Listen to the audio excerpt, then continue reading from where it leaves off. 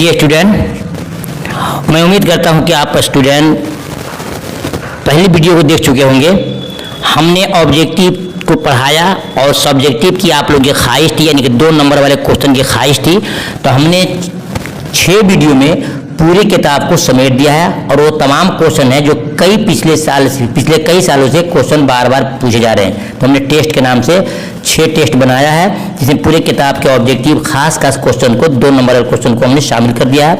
आइए देखते हैं, ये आपका टेस्ट नंबर 2 है। हम देखना चाहेंगे कि आपने तैयारी कितनी की है, चाहे तैयारी आपने मेरे चैनल से किया हो या जहाँ से भी किया हो, आप अपने सलाहियत को आजमाइए। और आपको चाहिए पीडीएफ के साथ वीडियो के साथ पीडीएफ, तो ये दिए हुए नंबर पर आप रब्ता करके हमसे ले सकते हैं। आपको बिल्कुल आंसर के साथ आपको सब दिया जाएगा। ये रब्ता नंबर है 80 84 92 80 92। आइए शुरू करते हैं। ये आपका टेस्ट नंबर 2 है। तो सबक नंबर 6 से सबक नंबर 10 तक मुकम्मल है। कुल 1 घंटा का वक्त हमने स्टूडेंट से लिया है, जो हमारे पास ऑफलाइन पढ़ते हैं। और कुल 60 नंबर का क्वेश्चन है कि 2 नंबर वाली एक क्वेश्चन है। सवाल नंबर 1 में है कि बागो बहार का ताल्लुक किस सिंफ से है। ये बागो बहार का ताल्लुक किस सिंफ से है, ये क्वेश्चन आपको 1 नंबर में भी आएगा और 2 नंबर में भी आपको आएगा। और कैसे आपको लिखना है, दोनों क्वेश्चन भी आपको वीडियो के आखिर में बताऊंगा। पहले वीडियो में भूल गया था, इंशाल्लाह इस बार आपको बता दूंगा कि 2 नंबर के क्वेश्चन को हमें जवाब कैसे लिखना है। तो देखिए कि बागो बहार का ताल्लुक किस सिंफ से है। जवाब देंगे कि बागो बहार का ताल्लुक सिंफे दास्तान से है। किससे? सिंफ में होता है टाइप, किस टाइप का है, तो दास्तान है। खाका नहीं है, नज़म नहीं है, गजल नहीं है, मजमून नहीं है क्या है, ये दास्तान है। ठीक है, देखते हैं सवाल नंबर 2 में अंधे फकीर का ताल्लुक किस मुल्क से था। ये तमाम क्वेश्चन है जो BBI क्वेश्चन है। अंधे फकीर का ताल्लुक किस मुल्क से था, आप जवाब दे सकते हैं अगर जानते हैं तो, नहीं तो जवाब का इंतजार कीजिए, काफी आपको फायदा होगा। जवाब देंगे कि अंधे फकीर का ताल्लुक हिंदुस्तान से है। क्या है? हिंदुस्तान से है। सवाल नंबर 3 में है कि बागो बहार कहाँ लिखी गई। ये बागो बहार कहाँ लिखी गई, जवाब देंगे आप कि बागो बहार फोर्ट विलियम कॉलेज में लिखी गई। फोर्ट विलियम कॉलेज में लिखी गई। सवाल नंबर 4 में है कि टोबट सिंह किस शय का नाम है। कहीं सवाल आएगा किस शय का नाम है, कहीं आएगा किसका नाम है। तो किसका नाम आएगा उसका जवाब अलग होगा। और किस शय का नाम है, तो शय माने होता है चीज। तो टोबट सिंह किस शय का नाम है, जवाब देंगे कि टोबट सिंह एक जगह का नाम है। सवाल नंबर 5 देखते हैं, बागो बहार किसकी तख्लीक है। ये बागो बहार किसकी तख्लीक है। सही जवाब कि बागो बहार मीर अमन दहलवी की तख्लीक है। तख्लीक माने होता है पैदा करना, लेकिन किताबों में जब आता है तो हमको उससे समझना है किसकी लिखी हुई है। याद है, याद रखिएगा कि बागो बहार मीर अमन की तख्लीक है, यानी उनकी लिखी हुई है। देखते हैं सवाल नंबर आपका 6 में टॉबटिक सिंह की मौत की जगह पर हुई। ये स्टूडेंट, ये भी क्वेश्चन बहुत इंपॉर्टेंट है। 2 नंबर में आते हैं कि टॉबटिक सिंह की मौत उस जगह पर हुई जो कि क्या था, सरहद पर हुई। सीमा था वो इंडिया और पाकिस्तान का, हिंदुस्तान और पाकिस्तान का जो बॉर्डर था वहीं पर उसकी मौत हुई है। लिखेंगे जवाब में कि टॉबटिक सिंह की मौत हिंदुस्तान और पाकिस्तान के सरहद पे हुई, यानी कि बॉर्डर पे हुई। देखते हैं सवाल नंबर 7 में प्रोमिस सबक क्या है। प्रोमिस सबक क्या है, नज़म है, गजल, अफसाना है, सुनेंगे आप। प्रोमिस सबक क्या है, अफसाना है। क्या है, अफसाना है। सवाल नंबर 8 में ख्वाजा बी कौन थी। ये ख्वाजा बी कौन थी, याद रखिएगा। ये आपके चैप्टर नंबर 6 से लेकर के चैप्टर नंबर 10 तक का टोटल ऑब्जेक्टिव और सब्जेक्टिव ये क्वेश्चन है, इम्तिहान में बार बार पूछा जाता है। ख्वाजा बी कौन थी, जवाब देंगे ख्वाजा बी एक नौकरानी थी। आइए आपको सिखाते हैं, जैसे कि ये आपके इम्तिहान में आएगा। सवाल नंबर 9 में है कि अम्मू के कितने लड़के थे।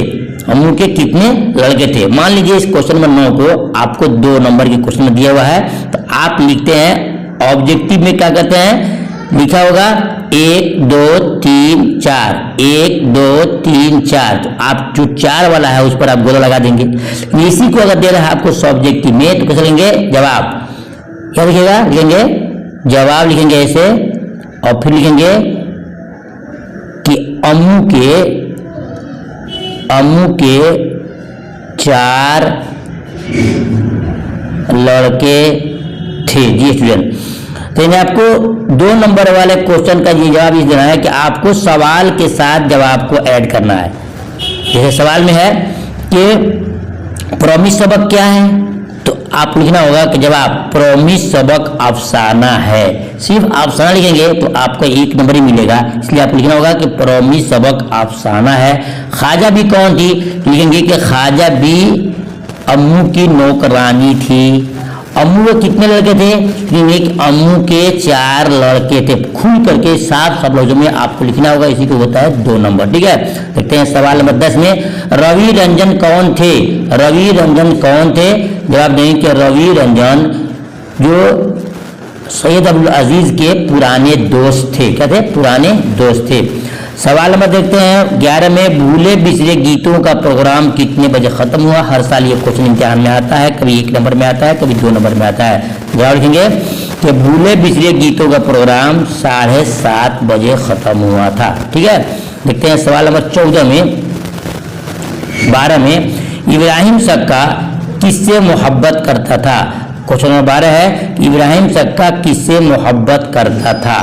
ये स्टूडेंट जवाब देंगे कि इब्राहिम सक्का बेदार खान देशमुख की बहन से मोहब्बत करता था। अब गाइड देखोगे तो आपको गाइड मिलेगा कि उनकी बेटी से, जो कि गलत है। यह रहेगा बेदार खान देशमुख के, जो दुर्वन गांव के एक महत आदमी थे, बड़े आदमी थे, उनकी बहन से मोहब्बत करता था। क्वेश्चन नंबर 13 में है कि इब्राहिम सक्का की तालीम कितनी थी। इब्राहिम सक्का की तालीम कितनी थी, तो जवाब देंगे इब्राहिम सक्का की तालीम 4थे दर्जे तक थी। देखते हैं सवाल नंबर 14 में कि अफसाना इब्राहिम सक्का में किस गांव की कहानी को जिक्र किया गया है। जवाब होगा अफसाना इब्राहिम सक्का में धूरन गांव के कहानी का जिक्र किया गया है। सवाल नंबर 15 है, हसन मंटू की वालदा का क्या नाम था। ये भी क्वेश्चन बहुत ही इंपॉर्टेंट है, 2 नंबर में भी आएंगे और 1 नंबर में आएंगे। फर्क क्या है कि 2 नंबर में आप खुल करके साफ लिखना पड़ता है कि हसन मंटू की वालदा का क्या नाम था। क्वेश्चन नंबर 15 है, जवाब देंगे 2 नंबर में, जवाब के हसन मंटू की वालदा का नाम सरदार बेगम था। ये हो गया 2 नंबर।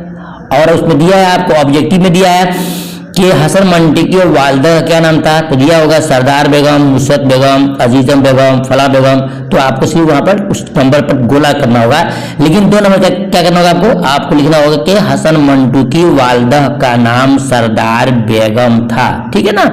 चलिए देखते हैं सवाल नंबर 16 में कि सलाम बिन रज़ाक के 2 अफसाना का नाम लिखिए। सलाम बिन रज़ाक के 2 अफसाना का नाम, जवाब तमाशा और नमरूद की खुदाई।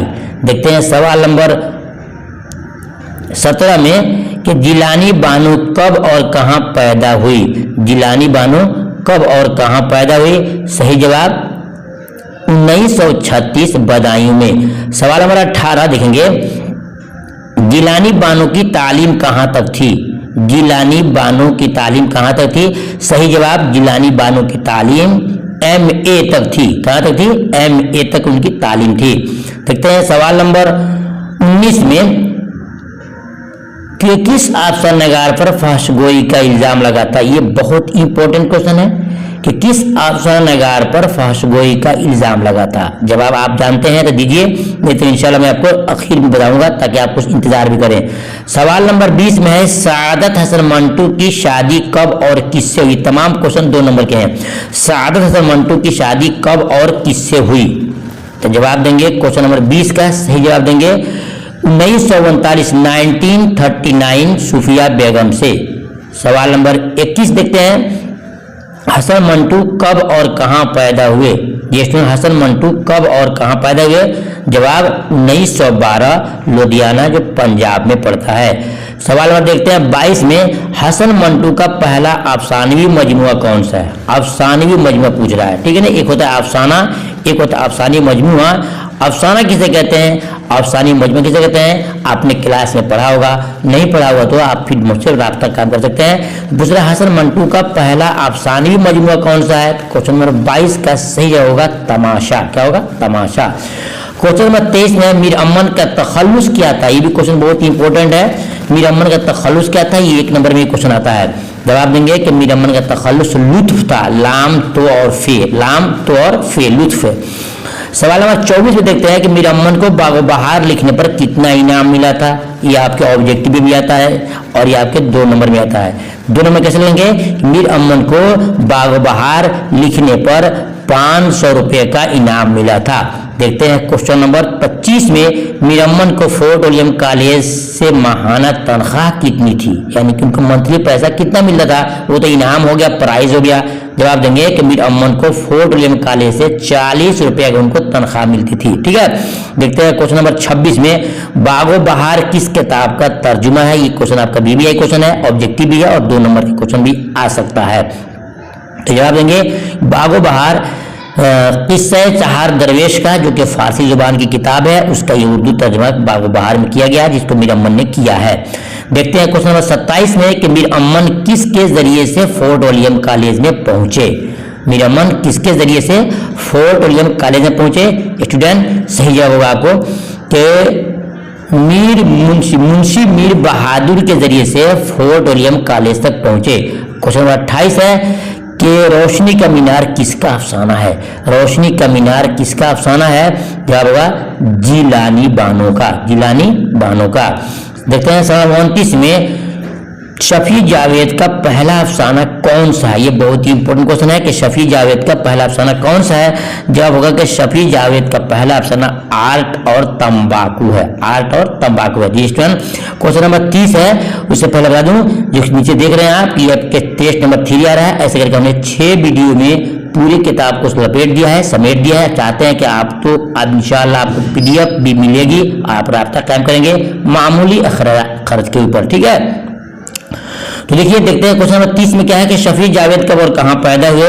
तो जवाब होगा शफी जावेद मुजफ्फरपुर 1935 यानी 1935 में इनकी पैदाइश हुई मुजफ्फरपुर के अंदर। जी स्टूडेंट, ये तमाम क्वेश्चन है। इंशाल्लाह फिर मैं आगे आता हूँ चैप्टर 11 से 16 तक, यानी कि तीसरी वीडियो। तब तक इंतजार कीजिए। वीडियो आपको अच्छी लगी हो तो दोस्तों तो शेयर कीजिएगा और वीडियो को लाइक जरूर कीजिएगा। इंशाल्लाह हम आपके लिए बहुत कुछ करने तैयार है। इसके बाद फिर आपको वो सब्जेक्टिव क्वेश्चन जो खुलासा है उसका भी मैं सिर्फ 2 वीडियो में मुकम्मल बुक का खास क्वेश्चन आपको दूंगा ताकि आपको फायदा हो जाए। बस मेरे लिए दुआ कीजिए। फिर मिलता हूँ तीसरी वीडियो में, तब तक के अल्लाह हाफिज।